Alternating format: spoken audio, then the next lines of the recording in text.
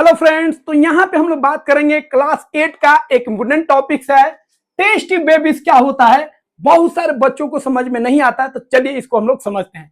तो देखिए test tube babies का मतलब क्या होता है। तो टेस्ट ट्यूब बेबी से ऐसा लगता है कि बेबी का जो डेवलपमेंट हो रहा है वो टेस्ट ट्यूब में हो रहा है, तो यह बिल्कुल गलत है। तो टेस्ट ट्यूब नाम क्यों पड़ा और यहाँ पे टेस्ट ट्यूब का मतलब क्या है उसको हम लोग समझते हैं।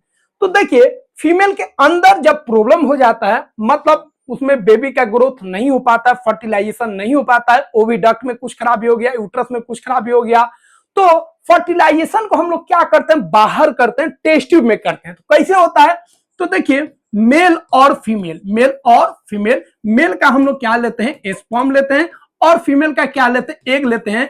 ये दोनों का फ्यूजन जो होता है कहां कराते हैं, टेस्ट ट्यूब में कराते हैं। तो टेस्ट ट्यूब में स्पर्म और एग का फ्यूजन करा के हम लोग क्या करा रहे हैं, फर्टिलाइजेशन करा रहे हैं।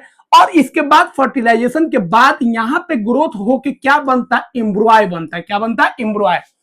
फिर इस एम्ब्रॉय को हम लोग क्या करते हैं, फीमेल का जो बॉडी है उसके अंदर जो यूट्रस है उसमें हम लोग इंजेक्ट कर देते हैं। फिर बाकी का प्रोसेस जो है वहां से स्टार्ट होता है। एम्ब्रॉय से फोइटस बनेगा, फोइटस से बेबी होगा, और बेबी जैसे नॉर्मल जिस तरह उसका बर्थ होता उसी तरह वहां से नॉर्मल उसका डिलीवरी होगा। तो याद रखिएगा टेस्ट ट्यूब में हम लोग केवल क्या कर रहे हैं, फर्टिलाइजेशन करा रहे हैं। मतलब यहाँ पे फर्टिलाइजेशन जो हो रहा है फीमेल के बॉडी के अंदर नहीं हो रहा है, वो टेस्ट ट्यूब में हो रहा है। लेकिन बाकी आगे का जो काम है, एम्ब्रॉय का आगे वाला जो काम है, वो सब फीमेल के बॉडी के अंदर ही आ रहा है। इसीलिए यहाँ पे यह कहना टेस्ट ट्यूब बेबी एकदम क्या है, गलत है।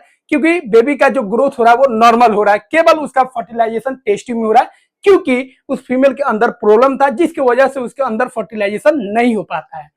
अब यहां पे एक चीज ध्यान रखिएगा, अब यह एम्ब्रॉय जो होता है सेम मदर में भी डाला जा सकता है, लेकिन सेम मदर में भी अगर वो सक्षम नहीं है या उसका चॉइस नहीं है, तो दूसरे मदर उसके अंदर उसको डाल दिया जाता है, जिसको हम लोग सरोगेसी मदर भी बोलते हैं, भारे का कोख जिसको हिंदी में हम लोग बोलते हैं।